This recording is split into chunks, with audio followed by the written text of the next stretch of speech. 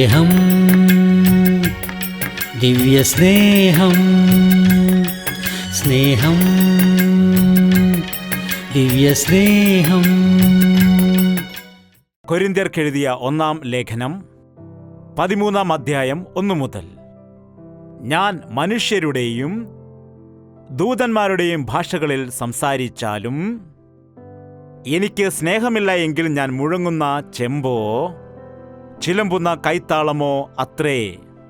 എനിക്ക് പ്രവചനവരം ഉണ്ടായിട്ട് സകല മർമ്മങ്ങളും സകല ജ്ഞാനവും ഗ്രഹിച്ചാലും മലകളെ നീക്കുവാൻ തക്കതായ വിശ്വാസം ഉണ്ട് എങ്കിലും സ്നേഹമില്ല എങ്കിൽ ഞാൻ ഏതുമില്ല. എനിക്കുള്ളതെല്ലാം അന്നദാനം ചെയ്താലും എൻ്റെ ശരീരം ചുടുവാൻ ഏൽപ്പിച്ചാലും എനിക്ക് സ്നേഹം ഇല്ല എങ്കിൽ എനിക്ക് ഒരു പ്രയോജനവും ഇല്ല. സ്നേഹം ദീർഘമായി ക്ഷമിക്കുകയും ദയ കാണിക്കുകയും ചെയ്യുന്നു. സ്നേഹം സ്പർദ്ധിക്കുന്നില്ല, സ്നേഹം നിഗളിക്കുന്നില്ല, ചീർക്കുന്നില്ല, അയോഗ്യമായി നടക്കുന്നില്ല, സ്വാർത്ഥം അന്വേഷിക്കുന്നില്ല, ദേഷ്യപ്പെടുന്നില്ല, ദോഷം കണക്കിടുന്നും ഇല്ല, അനീതിയിൽ സന്തോഷിക്കാതെ സത്യത്തിൽ സന്തോഷിക്കുന്നു, എല്ലാം പൊറുക്കുന്നു, എല്ലാം വിശ്വസിക്കുന്നു, എല്ലാം പ്രത്യാശിക്കുന്നു, എല്ലാം സഹിക്കുന്നു. സ്നേഹം ഒരു നാളും ഉതിർന്നു പോവുകയില്ല. പ്രവചനവരമോ നീങ്ങിപ്പോകും, ഭാഷാവരമോ അത് നിന്നുപോകും, ജ്ഞാനമോ അത് നീങ്ങിപ്പോകും. എന്നാൽ സ്നേഹം ഒരു നാളും ഉതിർന്ന് പോവുകയില്ല. Reverend R.R.K. മൂർത്തി എന്ന ദൈവദാസൻ ഒരു കാര്യം പറയുകയുണ്ടായി. ഈ ബൈബിൾ എടുത്തിട്ട് നാം നല്ലവണ്ണം പിഴിയുകയാണെങ്കിൽ ഇതിൽ നിന്ന് അതിൻ്റെ സത്തായിട്ട് 2 പദങ്ങൾ വരുമെന്ന്. എന്താണത്? സ്നേഹം. എന്താണത്? സ്നേഹം. ദൈവത്തിൻ്റെ സ്നേഹം മനുഷ്യന് വെളിപ്പെടുത്തി കൊടുക്കുന്നതിനാണ് ദൈവം എഴുതിയിരിക്കുന്നതായ പ്രേമലേഖനമാണിത്. ഈ വിശുദ്ധ വേദപുസ്തകം ശ്രദ്ധിച്ച് വായിക്കുകയാണെങ്കിൽ ദൈവത്തിൻ്റെ സ്നേഹം എത്ര വലിയതാണെന്ന്, അവൻ എത്രത്തോളം നമ്മെ സ്നേഹിക്കുന്നുണ്ട്, പാപികളെ സ്നേഹിക്കുന്നുണ്ട്, ബലഹീനരെ സ്നേഹിക്കുന്നുണ്ട്, എളിയവരെ സ്നേഹിക്കുന്നുണ്ട്, യോഗ്യതയില്ലാത്തവരെ സ്നേഹിക്കുന്നുണ്ട് എന്ന് നമുക്ക് മനസ്സിലാക്കുവാൻ കഴിയും. നമ്മുടെ ദൈവം സ്നേഹമായിരിക്കുന്നു. നാം എങ്ങനെയുള്ളവരായിരിക്കണം? ദേഷ്യമുള്ളവരായിരിക്കണമോ? നിങ്ങളുടെ ദൈവം വിശുദ്ധൻ ആയിരിക്കുകയാൽ നിങ്ങളും വിശുദ്ധരായിരിക്കുക എന്ന് ദൈവവചനം പറയുന്നു. നിങ്ങളുടെ സ്വർഗീയ പിതാവ് കരുണ ഉള്ളവൻ ആയിരിക്കുന്നതുകൊണ്ട് നിങ്ങളും കരുണയുള്ളവരായിരിപ്പീൻ. യേശുക്രിസ്തു വന്നിട്ട് 10 കൽപ്പനകളെ ചുരുക്കിയിട്ട് 2 കൽപ്പനകളാക്കി മാറ്റി നിന്റെ ദൈവമായ യഹോവയെ നിന്റെ പൂർണ്ണ ഹൃദയത്തോടും പൂർണ്ണ ബലത്തോടും പൂർണ്ണ ശക്തിയോടും കൂടി സ്നേഹിക്കണം, നിന്നെ പോലെ തന്നെ നിന്റെ അയൽക്കാരനെ സ്നേഹിക്കണം. ഈ സ്നേഹമെന്ന വാക്ക് എല്ലാവരും ഉപയോഗിക്കുന്നുണ്ട്. നമ്മുടെ മലയാളത്തിൽ ഇതിന് ഇപ്പോൾ വിലയേ ഇല്ല. ഇംഗ്ലീഷിൽ ഒട്ടും തന്നെ ഇല്ല. ഇംഗ്ലീഷുകാരാണെങ്കിൽ ഐ ലവ് യു എന്ന് പറയും ഭാര്യയോടും. അതുപോലെ പട്ടിക്കുട്ടിയെ നോക്കിയിട്ടും ഐ ലവ് യു എന്ന് പറയും. അതുമാത്രമല്ല, ഒരു നല്ല ഫ്ലവർ വേസ് കണ്ടാലും അത് നോക്കിയിട്ട് ഐ ലവ് യു എന്ന് പറയും. എന്താണ്? പട്ടിക്കുട്ടിയോടും സ്നേഹമെന്ന് പറയും, ഭാര്യയോടും സ്നേഹമെന്ന് പറയും, മനുഷ്യരോടും സ്നേഹമെന്ന് പറയും. എല്ലാം ഐ ലവ് യു ആണ്. ബ്രാൻഡിക്കുപ്പി പിടിച്ചിട്ട് ഐ ലവ് യു. സ്നേഹം എന്ന് പറഞ്ഞാൽ ഇഷ്ടം എന്നാണ് വിചാരിക്കുന്നത്. ഗ്രീക്കിൽ 4 വ്യത്യസ്തമായ വാക്കുകളുണ്ട്. ബൈബിൾ 40 ഗ്രന്ഥകർത്താക്കൾ 1600 വർഷക്കാലം കൊണ്ട് 3 വ്യത്യാസമായ ഭാഷകളിൽ എഴുതി. ഹീബ്രുവിലും ഗ്രീക്ക് ഭാഷയിലും ബൈബിൾ എഴുതിയിരിക്കുന്നു. ബൈബിൾ തർജ്ജമ ചെയ്ത ആളുകൾ ഗ്രീക്കിൽ നിന്നും ഹീബ്രുവിൽ നിന്നും ഇംഗ്ലീഷിലേക്ക് തർജ്ജമ ചെയ്തു. അതിനുശേഷം ഇംഗ്ലീഷിൽ നിന്ന് മലയാളത്തിലേക്ക് ചെയ്തെന്നാണോ? അല്ല, ഒറിജിനൽ ഗ്രീക്ക് ഭാഷയിൽ നിന്നാണ് മലയാളത്തിലേക്ക് ചെയ്തത്. അതുപോലെ തമിഴ്, കന്നഡ, തെലുങ്ക് അങ്ങനെയുള്ള എല്ലാ ഭാഷകളിലേക്ക്. അതുകൊണ്ടാണ് ഹീബ്രുവിലുള്ള ചില പദങ്ങൾ മലയാളത്തിൽ കാണും. അതുകൊണ്ടാണ് ചില സമയത്ത് നാം പല രീതിയിൽ വായിക്കുകയാണെങ്കിൽ നല്ല അർത്ഥങ്ങൾ നമുക്കിതിൽ നിന്ന് കണ്ടുപിടിക്കാൻ കഴിയും. വില്യം കേരി, ആദ്യ മിഷണറിയായി വന്നിരുന്ന വില്യം കേരി ഇവിടെയൊരു യൂണിവേഴ്സിറ്റി സ്ഥാപിച്ചു. ബംഗാളി ഭാഷയ്ക്ക് ലിപി കണ്ടുപിടിച്ചു. ബംഗാളി ഇംഗ്ലീഷ് ഡിക്ഷണറി കണ്ടുപിടിച്ചു. ഏകദേശം 38 ഭാഷകളിൽ, അതുപോലെ നമ്മുടെ മലയാളം ഭാഷയിലും തർജിമ ചെയ്യുവാൻ ഇടയായി. അങ്ങനെ മലയാളം ബൈബിൾ തർജിമ ചെയ്ത സമയത്ത് എങ്ങനെയാണെന്നാൽ, അതാത് ദേശത്തുള്ള മലയാളം സംസ്കൃത പണ്ഡിതന്മാരെ വിളിപ്പിച്ചു. ആ കാലത്തുണ്ടായിരുന്ന ബ്രാഹ്മണർ ആ പണ്ഡിതന്മാരെയൊക്കെ വിളിപ്പിച്ചിട്ട് അവർക്ക് ഈ ഹീബ്രു ഭാഷയുടെ പദങ്ങളെ എക്സ്പ്ലെയിൻ ചെയ്ത് കൊടുത്തിട്ട്, നിങ്ങളുടെ ദേശത്ത് ഇതിനെന്താണ് പറയുന്നത്, നിങ്ങളുടെ ഭാഷയിൽ ഇത് എന്ത് വാക്ക് ഉപയോഗിക്കുന്നു എന്ന്. നമ്മുടെ മലയാളത്തെ സംബന്ധിച്ച് നോക്കിയാൽ ഓരോരോ പ്രദേശത്തെയും ഓരോരോ രീതിയിലാണ് ഭാഷകൾ നമ്മൾ ഉപയോഗിച്ചുകൊണ്ടിരിക്കുന്നത്. ഓരോരോ സ്ഥലങ്ങളിലും വ്യത്യസ്ത രീതിയിലാണ് ഉപയോഗിക്കുന്നത്. എന്നാൽ ബൈബിൾ ഏത് മലയാളം അറിയാവുന്ന വ്യക്തി വായിച്ചാലും മനസ്സിലാക്കും. എന്തുകൊണ്ടെന്നാൽ എല്ലാവരും പൊതുവായിട്ട് ഉപയോഗിക്കുന്ന പദങ്ങളാണ് ഇതിൽ ഉപയോഗിച്ചിരിക്കുന്നു. ഇതിൽ പറഞ്ഞിരിക്കുന്ന എല്ലാ വാക്കുകളും തന്നെ എല്ലാവർക്കും അറിയാവുന്നതാണ്. അതുപോലെ ബൈബിളിൽ തർജ്ജമ ചെയ്തു കൊടുത്തിരിക്കുന്ന എല്ലാ മലയാളം വാക്കുകളും നമുക്കെല്ലാവർക്കും തന്നെ മനസ്സിലാകുന്ന രീതിയിൽ ആണ്. അങ്ങനെ എല്ലാ പദങ്ങളും നാം നോക്കുകയാണെങ്കിൽ അതെല്ലാം എല്ലാവർക്കും മനസ്സിലാകുന്ന പദങ്ങൾ ആണ് ഉപയോഗിച്ചിരിക്കുന്നത്. എന്നാൽ ഈ സ്നേഹം എന്ന പദവും അതുപോലെ മാറ്റിയിരുന്നുവെങ്കിൽ നല്ലതായിരുന്നു. എന്നാൽ ചില സ്ഥലങ്ങളിൽ വ്യത്യാസമുണ്ട്. ഈ സ്നേഹം എന്ന പദത്തിന് 4 വ്യത്യാസമായ പദങ്ങൾ നമുക്ക് കാണാൻ കഴിയും. Storge, philia, eros, agape. Storge, philia, eros, agape. Storge എന്ന് പറഞ്ഞാൽ ബന്ധു സ്നേഹം, സാധാരണ സ്നേഹം, ബന്ധുക്കൾ തമ്മിലുള്ള. കാക്കയ്ക്കും തൻകുഞ്ഞ് പൊൻകുഞ്ഞെന്ന് കേട്ടിട്ടില്ലേ? അതുപോലെ പശുവിനെ നാം നോക്കുകയാണെങ്കിൽ, പശുക്കിടാവ് ഉണ്ടാകുന്ന സമയത്ത് ആ കുട്ടിയെ അത് സ്നേഹത്തോടെ നക്കി തുവർത്തുന്നത് കാണാം. അതതിൻ്റെ കുട്ടിയോടുള്ള സ്നേഹം ആണ്. അത് സാധാരണയുള്ള സ്നേഹമാണ്. നാം ജപ്പാനിൽ ആയിരിക്കുമെന്ന് വിചാരിക്കൂ. അവിടെ നമുക്ക് ഭാഷ അറിയാതിരിക്കുമ്പോൾ അവിടുത്തെ ഒരു ജപ്പാൻ റെസ്റ്റോറൻറ്റിൽ ചെന്ന് അവിടെ എന്ത് ചോദിക്കണമെന്നറിയാതെ, അവരുടെ ഭാഷയിൽ എന്ത് സംസാരിക്കണമെന്നറിയാതെ, എന്താണ് അവിടെ പോയി ഇരിക്കുമ്പോൾ അവർ വന്നിട്ട് ചൂൻ ചാൻ ചീൻ ചീ എന്നൊക്കെ പറയുമ്പോൾ എന്താണ് ഒന്നും മനസ്സിലാകാതെ വിശന്നു വലഞ്ഞിരിക്കുമ്പോൾ, അവിടെ ഒരു 10-15 വർഷമായിട്ട് അവിടെ ജീവിക്കുന്ന ഒരു മലയാളി ഉണ്ടെന്ന് വിചാരിക്കും. നമ്മെ കണ്ട് എന്തുകൊണ്ടെന്ന് ചോദിച്ചാൽ, ഹബ്ബാ ദൈവമേ രക്ഷപ്പെട്ടു, നമ്മൾ മലയാളികളാണ് എന്നുള്ള അങ്ങനെയുള്ളൊരു സ്നേഹം നമുക്ക് പരസ്പരം ഉണ്ടാകുവാൻ ഇടയാകും. കണ്ടില്ലേ? വിദേശത്തായിരിക്കുന്ന ആളുകൾ ഭാഷ മാത്രമല്ല നോക്കുന്നത്, ഇന്ത്യക്കാരാകുന്നതിൽ അഭിമാനിക്കുന്നവർ ആണ്. അവിടെ ചെന്ന് ഹിന്ദിക്കാരാണെങ്കിലും തെലുങ്കുകാരാണെങ്കിലും മലയാളീസ് ആണെങ്കിലും നമ്മളെല്ലാവരും ഇന്ത്യക്കാരാണെന്നാണ് പറയുന്നത്. എന്താണ് നമ്മുടെ ഒരു രാജ്യമാണെന്നുള്ള, നമ്മുടെ സംസ്ഥാനം, നമ്മൾ ഒരേ നാട്ടുകാരാണെന്നുള്ളതായ, നമ്മുടെ നാട്ടിൽ അങ്ങനെ ഒരുപാട് കാര്യങ്ങളുണ്ടല്ലോ. നമ്മുടെയാൾ എന്ന് പറയുന്നതിലുള്ള ഒരു സ്നേഹം, അതായത് നമ്മുടെ ദേശക്കാരനായിരിക്കാം, നമ്മുടെ ഭാഷക്കാരനായിരിക്കാം, നമ്മുടെ ആളെന്ന് പറയുമ്പോൾ ഉണ്ടാകുന്ന സ്നേഹം, അത് വളരെ സാധാരണമായ സ്നേഹമാണ്. നോക്കൂ, ഇതാണ് സ്റ്റോർജ്. രണ്ടാമത് എറോസ്. എറോസ് എന്ന് പറഞ്ഞാൽ യൗവനക്കാരുടെ ഇടയിൽ യൗവനപ്രായത്തിൽ പരസ്പരം ഉണ്ടാകുന്ന ആകർഷണം, ആൺകുട്ടികളും പെൺകുട്ടികളും തമ്മിൽ ഉണ്ടാകുന്നതായ ഒരു ആകർഷണം, ഇഷ്ടം, ലൈക്നെസ്. അതാണ് സ്നേഹമെന്ന് വിചാരിക്കും. ലവ് ഫെയിൽ എന്നും പറഞ്ഞ് ഒരുത്തനിരുന്ന് കരയുന്നത് കണ്ടു. ബൈബിൾ എന്താണ് പറയുന്നത്? Love never fails. ഇത് ലവ് അല്ല, ഒരു തരത്തിലുള്ളതായ ഇഷ്ടമാണ്. പ്രേമിച്ച് വിവാഹം കഴിച്ചവർ പലരും പിന്നീട് വഴക്ക് ഉണ്ടാക്കുന്നത് കാണാം. പ്രേമിച്ചാണ് വിവാഹം കഴിച്ചെങ്കിൽ പിന്നെന്തിനാണ് വഴക്കുണ്ടാക്കുന്നത്? എന്താണ്? ആ ഇഷ്ടം തീർന്നുപോയി. ഒരു കാര്യം നമുക്കിപ്പോൾ ഇഷ്ടമാണെങ്കിൽ ജീവിതകാലം മുഴുവൻ നാം ഇഷ്ടപ്പെടുമോ? ഒരു കാര്യം നമുക്കിപ്പോൾ ഇഷ്ടമാണെന്ന് പറയുന്നു. ആ ഇഷ്ടമുള്ള കാര്യം നമുക്ക് ഒരു 10 ദിവസം കഴിഞ്ഞ് എന്തു പറ്റും? പിന്നീട് നമുക്ക് അതിനോട് മടുപ്പ് തോന്നും. ആദ്യത്തെ ഇഷ്ടം നമുക്ക് അതിനോട് ഉണ്ടായിരിക്കില്ല. കണ്ടില്ലേ? അതുപോലെ ഈ കാലത്ത് യൗവനക്കാരും ഇഷ്ടപ്പെട്ടിട്ട് പരസ്പരം വിവാഹം കഴിക്കുന്നു. അതിനുശേഷം അവർ ആദ്യത്തെ ഇഷ്ടം നഷ്ടപ്പെടുത്തിയിട്ട് അങ്ങോട്ടും ഇങ്ങോട്ടും കുറ്റം പറയുന്നു. ഞാൻ നിങ്ങളെക്കുറിച്ച് അങ്ങനെ വിചാരിച്ചില്ല, ഇങ്ങനെ വിചാരിച്ചില്ല എന്നൊക്കെ പറഞ്ഞിട്ട് അവർ കുറ്റപ്പെടുത്തുകയും അങ്ങോട്ടും ഇങ്ങോട്ടും വിമർശിക്കുകയും വിവാഹമോചനവും ചിലർ ചെയ്യുന്നു. അത് യഥാർത്ഥമായ സ്നേഹമല്ല. അത് യൗവനപ്രായത്തിൽ ഉണ്ടാകുന്നതായ ഒരു തരത്തിലുള്ള ആകർഷണമാണ്. ഇഷ്ടം, ലഗ്നസ്, കാമം, ആഗ്രഹം, അത് യഥാർത്ഥമായ സ്നേഹമല്ല. മൂന്നാമത് ഫിലിയ. ഫിലിയ എന്ന് പറഞ്ഞാൽ ഫ്രണ്ട്ഷിപ്പ്, സ്നേഹബന്ധം. സ്നേഹബന്ധം അറിയാമല്ലോ. ഈ സ്നേഹമെന്ന് പറഞ്ഞാൽ ഒരേ രീതിയിലുള്ള അഭിപ്രായങ്ങളും അതുപോലെ ഇഷ്ടങ്ങളും ഉള്ള 2 പേർ കൂടുകയാണെങ്കിൽ അവർ തമ്മിൽ എങ്ങനെയുള്ളവരാകും? സ്നേഹിതർ ആകും. ഒരേ അഭിരുചികളുള്ളവരാണ് സ്നേഹിതർ ആകുന്നത്, അല്ലാതെ വ്യത്യസ്തത ഉള്ളവർ അല്ല. ഐക്യതയില്ലാത്തവർക്ക് ഒരുമിച്ച് നടക്കാൻ കഴിയുമോ? ചില സഹോദരിമാർ ഷോപ്പിങ്ങിന് പോകുന്ന സമയത്ത് ചേച്ചി വരുന്നുണ്ടോ, അനുജത്തി വരുന്നുണ്ടോ എന്നൊക്കെ ഫോൺ ചെയ്ത് വിളിച്ചിട്ട് ഒരുമിച്ച് പോകുന്നത് കാണാം. ഇതെങ്ങനെയുള്ള ഫ്രണ്ട്ഷിപ്പാണ്? ഇത് ഷോപ്പിംഗ് ഫ്രണ്ട്സാണ്, മാർക്കറ്റ് ഫ്രണ്ട്ഷിപ്പാണ്. എന്താണ്? അനേകം പുരുഷന്മാർ മദ്യപിക്കുന്നവർ ഒരിക്കലും ഒറ്റയ്ക്ക് മദ്യപിക്കില്ല.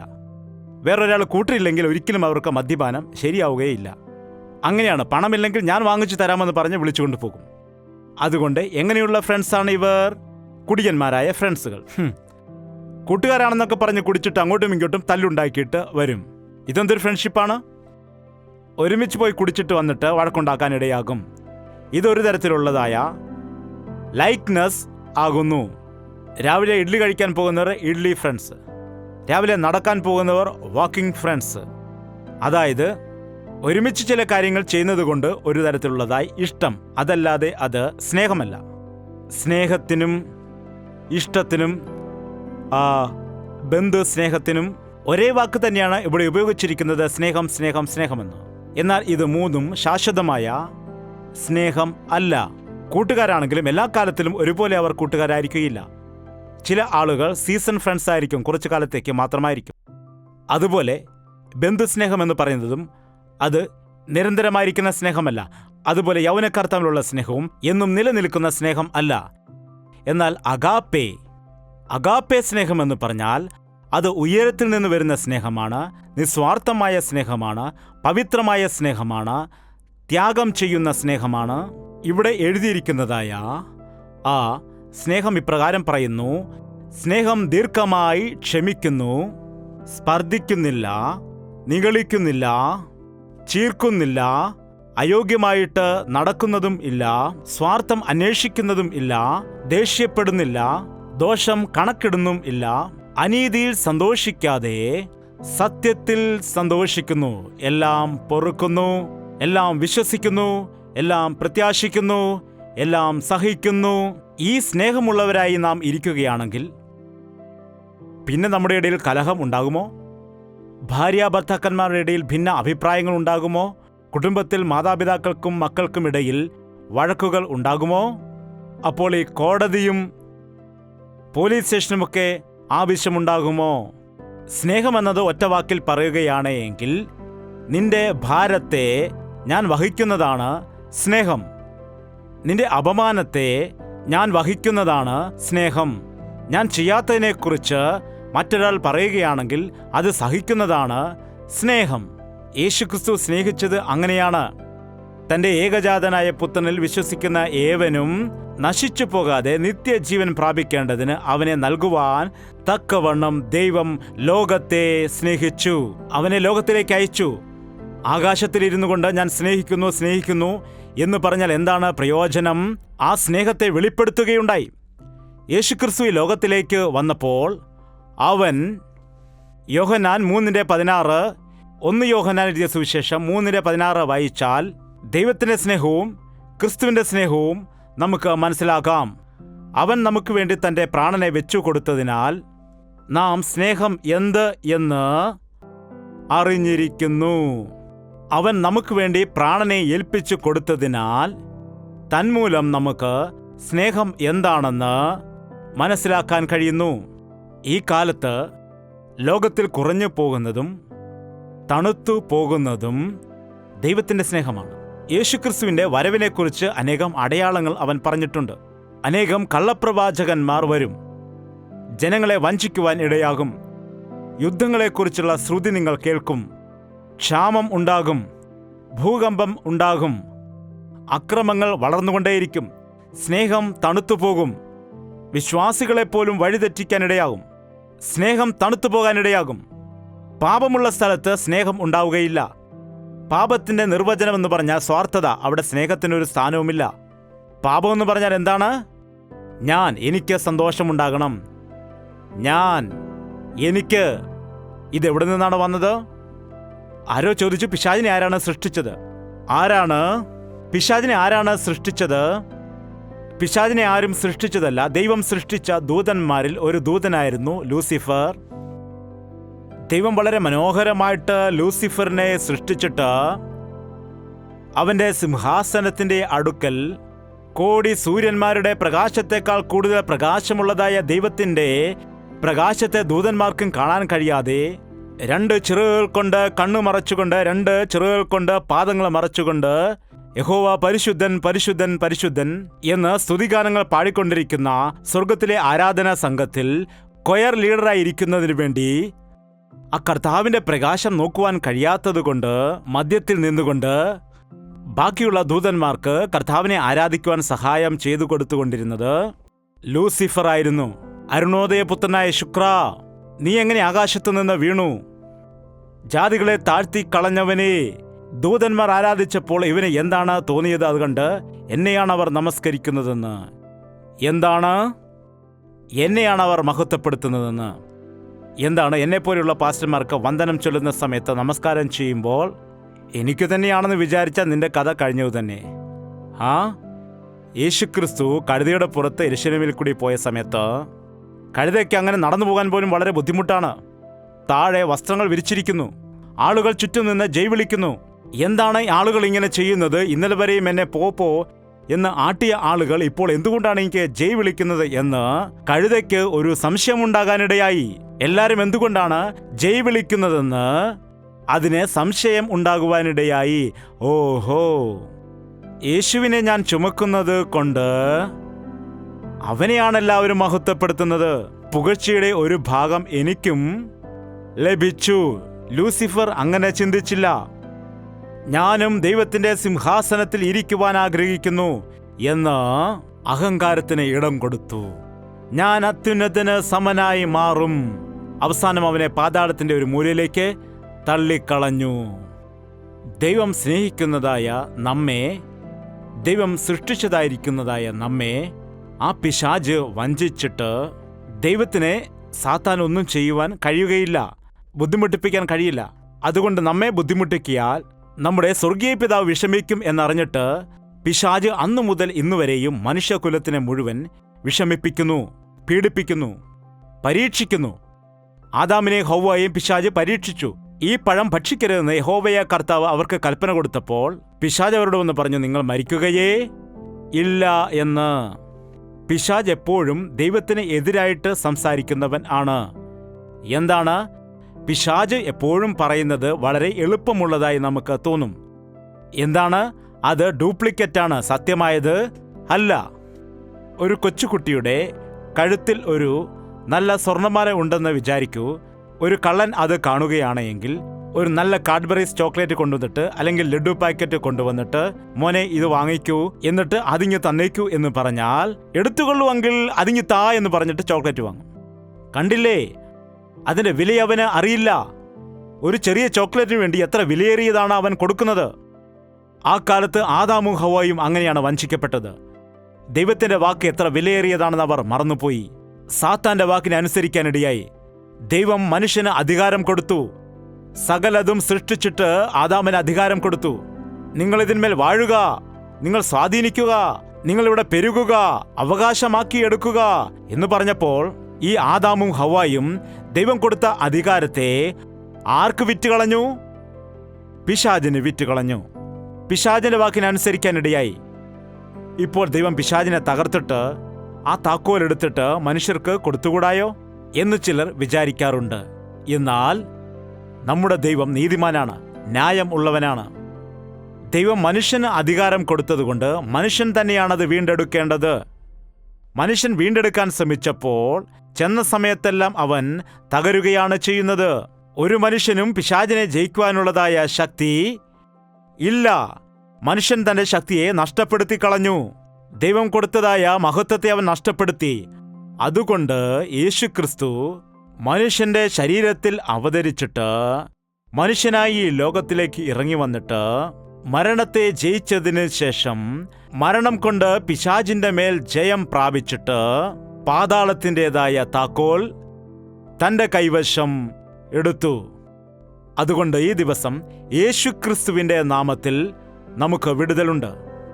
യേശുക്രിസ്തുവിന്റെ കൃപയിൽ കൂടി നമുക്ക് പിശാചിനെ ജയിക്കാം. യേശുക്രിസ്തു സ്നേഹം കൊണ്ടാണ് ജയിച്ചത്. യേശുക്രിസ്തു തന്റെ സ്നേഹം വെളിപ്പെടുത്തിയതുകൊണ്ട് മനുഷ്യരെ അവനെ ജയിക്കുവാൻ കഴിഞ്ഞു. നമ്മെ ഉപദ്രവിച്ചോ വഴക്കു പറഞ്ഞോ അല്ല, തന്റെ സ്നേഹം വെളിപ്പെടുത്തി ക്രൂശിൽ പ്രാണൻ കൊടുത്തു. എഴുന്നേറ്റ് നിൽക്കാൻ നമുക്ക് പ്രാർത്ഥന. നമ്മുടെ രണ്ട് കരങ്ങളും ഉയർത്തി നമുക്ക് ഇപ്പോൾ പ്രാർത്ഥിക്കാം. നിന്റെ വേദനകൾ എന്താണ്? നിന്റെ ചിന്തകൾ എന്താണ്? നിന്റെ പ്രശ്നങ്ങൾ എന്താണ്? എന്താണ് നിന്റെ കഷ്ടതകൾ? എന്താണ് നിന്റെ ജീവിതത്തിലെ രോഗങ്ങൾ? ദൈവത്തിന്റെ സ്നേഹത്താൽ നീ നിറഞ്ഞു കഴിഞ്ഞാൽ നിനക്ക് ദുഃഖം ഉണ്ടാവുകയില്ല, നിനക്ക് ദേഷ്യം ഉണ്ടാവുകയില്ല, നിനക്ക് നിരാശ ഉണ്ടാവുകയില്ല, ഒരു ഭയവും ഉണ്ടാവുകയില്ല.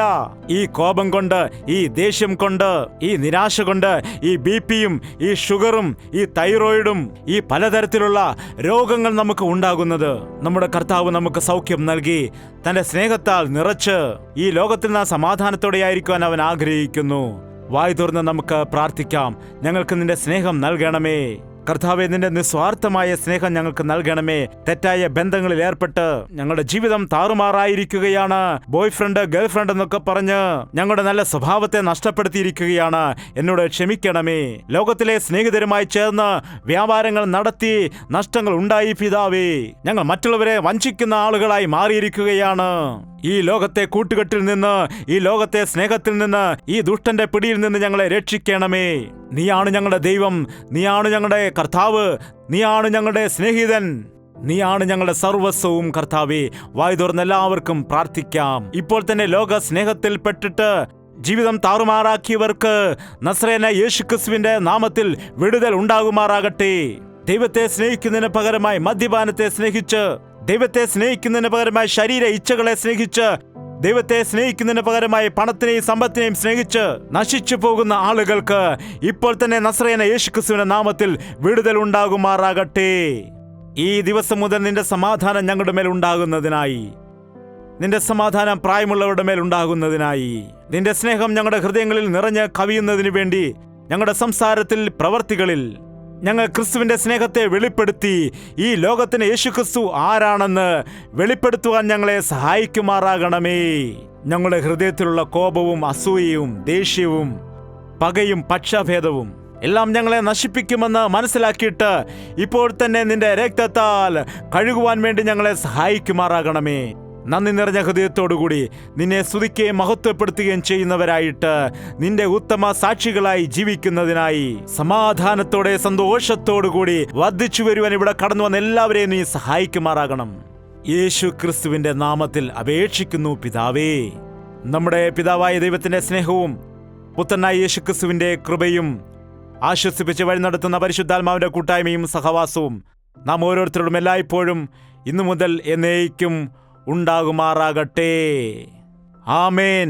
യേശുവേ യേശുവേ യേശുവേ യേശുവേ യേശുവേ യേശുവേ യേശുവേ യേശുവേ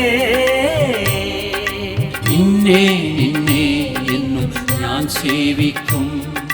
നീ മാത്രം രാജാവെന്നും. നിന്നെ നിന്നെ എന്നും ഞാൻ സേവിക്കും. നീ മാത്രം രാജാവെന്നും. യേശുവേ യേശുവേ യേശുവേ യേശുവേ യേശുവേ യേശുവേ യേശുവേ യേശുവേ യേശുവേ യേശുവേ യേശുവേ